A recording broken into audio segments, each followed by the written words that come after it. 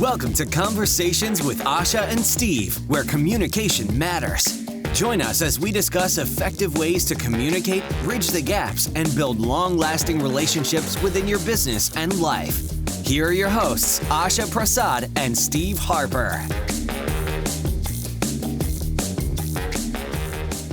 Go. Hi, everyone. It's Dr. Asha and my co-host Steve Harper for Conversations with Asha and Steve. Steve, how are you doing? I am doing fantastic. How are you doing? I'm doing pretty good.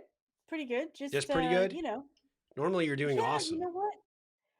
I'm doing fantabulous. That's how I'm doing. How about that? You're probably like, oh man, now he's going to think it's just me. And then, and I have to build him back up because he's going to be so insecure about, I'm not super excited to have a conversation with him today because, he bores me. No. Oh my That gosh. is it, No, right? but Oh you my know what? I'm gosh. I think excited. everybody just saw it live and on video. Today was going great. Then I had to have a conversation with Steve and not so much. No. Not at all. Not at all. So, Steve, I'm excited today about like what we're going to be talking about because we've been covering this month really about all about, well-being and Yeah. health as an entrepreneur. And I'm excited about what we're talking about today. Do you want to share with our listeners our topic for today? Yeah, absolutely. We've been trying to remind everybody the purpose of this show is conversations and communication that matters, right? These conversations that we're Hmm. having, we're talking about things that we're thinking about and that we're concerned about as entrepreneurs and business owners, trying to bring topics of interest to you, our audience, because there are a lot of things that I think people don't spend enough time thinking about or really even putting any energy or effort towards. And so we're trying to bring some of these things like, how do you maintain your health and wellness, right? And how do you Right. focus on being a better entrepreneur? How do you be a better leader? These are all topics that are really important to us. And so, as you said, we're focused over these last several episodes over Hmm. health and wellness. And one of the key things that I think that is really interesting to dive into is boosting your well-being and productivity and how those go kind of hand in hand, right? Hmm. So, Yeah, you know what? I think those two things really do go hand in hand because and I don't think a lot of people really give it a conscious thought though. They don't yeah, realize that those two things go hand in hand and a lot of my coaching clients, for example, I really encourage them to assess like right here right now, how is their well-being? And it's so yeah, funny whenever I talk about that, they kind of look at me like, What do you mean? I feel fine."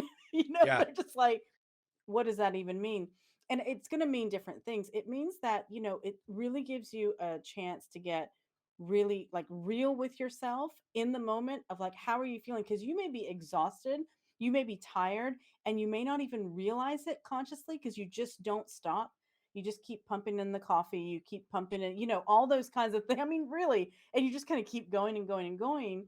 But that is kind of a recipe for disaster. So yeah, I always tell people to assess, where are you? How are you feeling physically, mentally, emotionally? How are you doing? And what can you do? Like, for example, if you're not sleeping well, okay, what can you do to start sleeping better? yeah. If you're not eating well, what can you do to eat better? So, and don't you think, Steve? I mean, I know I've seen this even for myself. If I'm not feeling well or whatever, then I'm not as productive. I have to really push myself to be productive. Whereas if I've been like, Yeah. taking good care of myself, keeping the balance, um, I get more productive and creative actually. Then I don't have Absolutely. to, it doesn't take much effort. It just kind of flows. Yeah, I would say, exactly the same thing for me, right? When I wasn't Hmm. really taking care of myself physically, it affected my mental alertness, my Hmm. creativity, my innovation, all of the elements that really sort of help um, propel you forward as an entrepreneur, I think is very, very key. And, Yeah. I don't think that people spend enough time looking at this in their own Hmm. lives because we are so cultured to be go, go, go, especially for entrepreneurs, right? You're just Yes, supposed to that's be, true. the hammer down, full throttle all the time. And the Hmm. reality is the physical and mental well-being of our, our, our makeup, right, is not built to do that all the time. You have to have Right. You have to take a break occasionally. You have to recharge the batteries. You have to step away and refocus. You have to spend time and energy to, address your physical well-being and your physical health, Hmm. right? But also things like what you're putting in your body, that diet. And Yeah. it's one thing, and I'm guilty as charged. Coffee for me is like a food group, right? And Right. I have to mentally put myself at a stopping point in the day, because I Yeah. know that if I continue, it's going to go over this hump and it's going to be a serious crash for the rest of the day. Not just Right. energetically, but mentally and in my focus, and really Yeah. just my attitude and demeanor. And so I think that it's really critical and important to do it not just once, but really check in with yourself on an ongoing routine basis. We've Yeah. talked about meditation, we've talked about journaling. Both of those create great opportunities to do that, to see where am I Yeah. today? How comfortable, am I feeling? Do I have anything that Hmm. seems out of sorts or out of whack? And I think it's really key for me. I go to the gym every day, I work out, I come into the office, and that's kind of my mental reset time, is to do my meditation. Hmm. But one of the things I've started to capture is, how am I feeling? Right? Am I excited Yeah. about the day ahead? If I'm not, if I feel like something's kind of poking at me or draining me, I start to look at those things, start to look at my list of things that I need to tackle, and try and figure out ways. Okay, what can I Hmm. delegate? What can I ask someone else to do for me? What are the things that I can tackle? How quickly can I get them done, but do them well?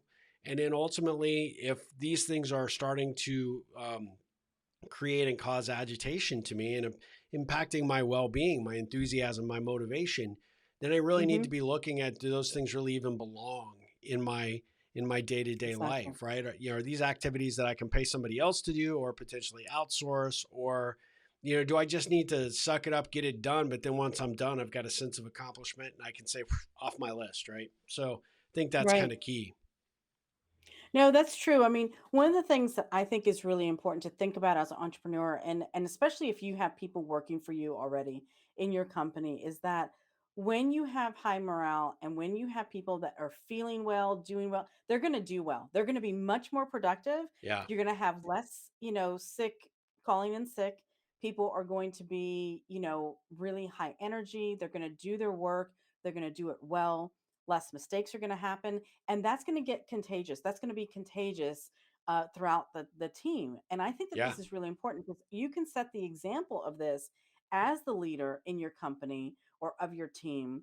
So that way they know that, what, yes, their wellness, their well being is important. I mean, I love it that, for example, Steve, you've got a meditation room Yep. at your office, which I think is awesome because that gives the example and also the opportunity for your team members to go there throughout the day It whenever they does. need to do that, and that it's accessible. I mean, I love it. Yeah, I don't know, do you have a gym at your office too or no? No, I wish we No. did. Okay. But the next big, office that we get, we definitely want that, because I do think people need that sort Yeah. of, the ability to, discharge some of that stress in some other, physical way is really good. But, the way that I sort of counter that, and my team sees it all the time, is when I'm really struggling with a problem, or I just need to get a Mhm. little bit of step away. You and I've talked about this. Mhm. You get out in nature. I do the same thing. We have a pretty big Yeah, footprint for our office building, so it's a great opportunity for me to just go outside and walk the building, listen to a exactly. podcast or plug into some music, and just kind of get that mental reset. And Yeah. so I've noticed more and more of my team doing the same thing. That's really great because I mean I really do think that it does produce that atmosphere within the company of this high productivity and when people are doing well and feeling well. I Yeah. think that this has become more in focus too, as we've, seen over the last 2 years with the pandemic, for example, how much more focus this is on people's physical and mental well-being. And we need to put some efforts into it. So I think that this is a motivator, I think, for entrepreneurs and leaders Yeah. out there that, hey, you know what, if you're setting that example or at least providing some sort of opportunities for your team to have access to those things, you're just going to get a better team. Like, I mean, you're just going to be more productive and you're going to be more creative and innovative in your company. Well, yeah, and I mean, Yeah. I think that kind of lends to one of the things that you and I talked about off camera, which is, what you're really talking about is that morale, right? Which, when Yes. everybody's feeling good and sort of performing, they're showing up as the best, versions of themselves. Yeah. That's going to show in their performance, right? Yeah, that's true. That's really going to shine through. And I tell you, there is something. I mean, think about, people standing around in the break room, for example. I mean, if people are talking about, hey, you know what, I'm training for a marathon, or I'm, doing whatever Yeah, it is. It doesn't have to be a marathon, but whatever it is, that's a very different level of conversation that's taking place, an uplifting conversation that's taking place, rather than I feel terrible. Oh, I've got another cold. I've got, you know what I mean? Like nothing wrong with saying talking about that stuff, but it just, I don't know, it uplifts people. And that in itself brings the morale up. yeah. And I think, I mean, I've seen it in companies all over, just what that does for the whole team itself. So Well, yeah, because this is something, it gets everybody sort of on the the same kind of mindset, right? yeah, if they've got that high morale, they're going to be more committed to achieving the big lofty goals, right? And be more exactly. in alignment, as a team, and as their individual contributors to that Yeah. team, what they're going to do and how they're going to perform, and that by extension, adds to the productivity aspect. I think for the organization. You get more done, you get more accomplished when you have happier, more well-adjusted people, and it's kind of key. And I think more companies are starting to explore different things that they Hmm. can interject into the organization as part of their health and benefits package.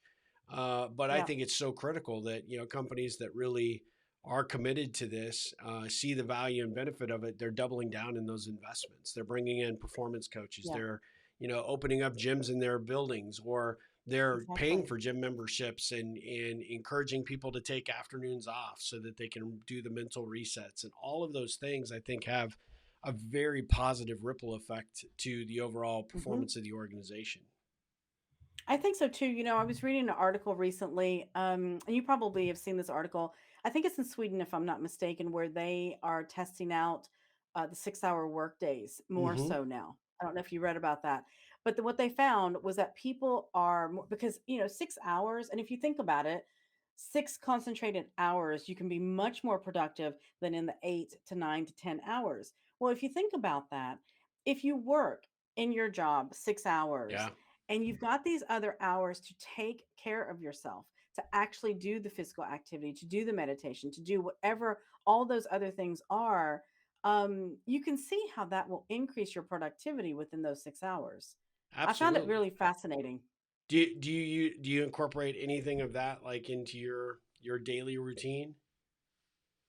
As far as, you know what, I do work in shifts, and I really really love that, because I do feel like, working in these shifts and then having a break and doing something else and getting outside, or do, whatever it is, doing some sort of physical activity or something, really does help break up the day in a way that I can be concentrated, we all can be very focused in that time. So it's like you kind of have the time to get done whatever you need to get done, but then whenever we're here, Yeah, and focus. And that I think works really, really well. That that works really, really well. that makes a lot of sense. I was actually looking because I was thinking six Mhm. hours seems oddly specific for the Swedish folks to be doing it, and then I was like, oh wait, IKEA is over in Sweden, and it generally takes 6 hours to put any of their furniture together. At least. At That's least, yeah. There could be some correlation there. I don't know. I'm just saying. We might have to explore that in a future episode. that's true. But you know what, Clearly, Steve? There, Conversations with Asha and Steve is not sponsored by IKEA, but if IKEA wants to call us and sponsor us, we'd be happy to be please, sponsored by by all them. means. We can get But that you know what's contract to you in six interesting? hours or less, for sure. Yes, 6 hours is the key. But That's in it. Scandinavia and in other countries, I mean, even here in Europe generally, there's so much emphasis being put on the balance in life. Hmm. And I think it's really, really important. We kind of miss out on that somewhat in the US, which is unfortunate. It's not, it's changing, it is shifting, but I think that there is something about that, to where that we can get creative. We can think outside the box to figure out what really works well for us human beings. What Yeah. is it that really works well? Not this just traditional, 40 hours a week or 50 hours a week, and you have to be grinding, from this time to this time. No, I mean, for some people, it doesn't work that way. Some No, people, it doesn't. they're more productive at nighttime, for example, versus somebody that's more productive in the morning. Well, It's just and one of those things. it's kind of ironic because we just went through this whole experience with the pandemic where people were forced to do Yes. their work differently. And now you're starting to see the ramifications of that with the great resignation, where people are reevaluating where Yeah. they are, where they're spending their time, how they're investing their mental capital, and Yeah, is it that's true. environments that really serve them? And are they being able to give the best version, deliver the best versions of themselves at the jobs Yeah. that they have? And so I think with the pandemic, it gave people a lot of opportunity to say, look, I can do this job, but I could do it in half the time and then have this Yeah. other time to go focus on, learning how to surf or, Yeah. build, the next, great idea in terms of a side hustle business, et cetera. The organizations, I think a lot of companies are starting to recognize in order to retain the talent that they have, they need to be Mhm. adaptable and be willing to do that. And that's all part of that well-being approach, right? I want you Yeah. here. I want to get the best of you, but I also don't want to burn you out. And so I want to provide you the parameters by Exactly. which we need to deliver whatever it is in terms of the work product you provide. But if we can do it in non traditional senses, much like what Sweden's doing Yeah. with the 6 hour workday, it really can potentially make a difference. What'll be amazing is to Yeah. watch, Sweden and the organizations there, how much they grow over the course of the next several years and see Yeah. exactly what kind of impact. Because I believe, and it's, I think there's a lot of coaches and you and I've done a lot of business consulting where you can see, people are putting in the time, but they're not putting in the best time and they're not putting in the right time. Exactly. And therefore, the companies aren't Yeah. really moving forward, but we're still holding people accountable to standards that might have been outdated, 20 years ago. Yeah. And so I think it's pretty Exactly. interesting. I would say, I equate this to, one final point that I'd make, which is, when you're driving your car and you have that low tire warning, that Yeah. it's there for a very specific reason. It says, hey, one of your tires is not at the full inflation that it should be. And what's interesting is that you can't possibly think you get the best gas mileage, that your vehicle's operating at the most efficiency when you've got something that is, like a tire that's Hmm. low, because it's not working as efficiently as the vehicle could, right? So that costs you more money. Exactly. It potentially causes you to break down quicker or with more regularity. But the same is true for you as an individual as well, right? When you're Hmm. not in alignment, you feel like your well being is not there, it's going to bleed over into how productive you are. If you're not Yeah. operating at your best capacity, how in the world could you be expected necessarily to be the most productive individual? And so I think that if something is Exactly. off, like you feel great, but you're not producing, there's a number of factors that you can look at in terms of job satisfaction. Are you in alignment with the best kind of work, et cetera?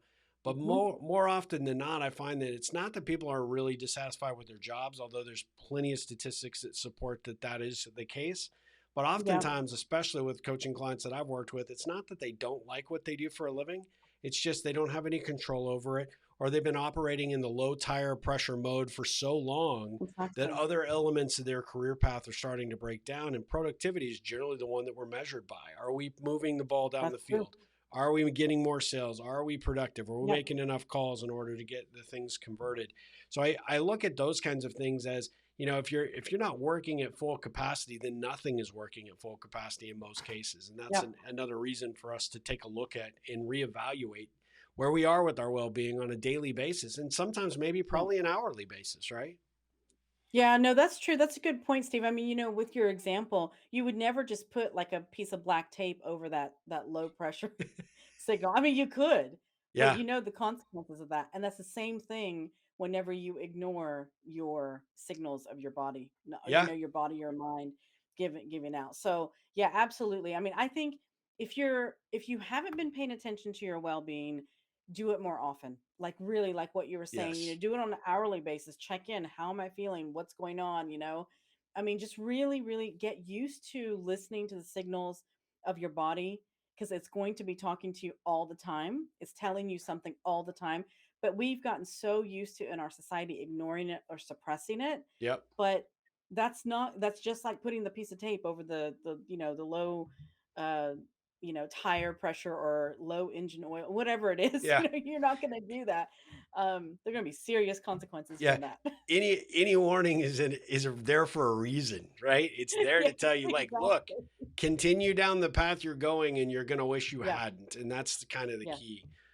So I just think that this is a fascinating topic. I'm glad we brought it up. I'm anxious to see what our audience thinks of it, and how Yeah. can they get involved in this conversation, share their thoughts, their feedback, Mhm. what they've experienced relative to well-being and productivity. How can they share some comments with us on this topic? So they can definitely go to our website, conversationwithashaandsteve.com. Find us on Facebook, Instagram, Twitter, YouTube. Drop a comment, send us a private message, whatever it is. Just please do. We do look at all the comments Yep. and we do see all the messages. So please don't hesitate to drop us a comment. And we would like to know, how is this for you? Have you noticed a difference in your productivity whenever you're not feeling well, or vice versa? And we'd like to hear what you're doing in your companies too. Yeah, absolutely. Well, and also love to know if your company is actually taking this, mental and physical well-being to heart, and are they putting any Yep. practices in place that allow you, accommodations, or there's new efforts being made to, build this into part of the benefits package. Super interested in those kinds of things, because I think Yeah. a lot of companies are waking up that they've got to do it, and they're going to have to provide and show up to with real solutions to the table to help provide as much of a supportive environment to their employees' mental well-being and physical Yeah. well-being as they possibly can. So Yeah, I mean, I think it's definitely worth it. And I think that that's where we're going in the future. So I'm glad that we were able to talk about this, Steve. Thank you so much. I absolutely. really enjoy these conversations because this is really helpful. Yeah, I do too, and I will look forward to our next conversation. For now, I think I'm going to go outside and take a walk. Sounds good, Steve. All right, we'll All talk right. to you Till next soon. time.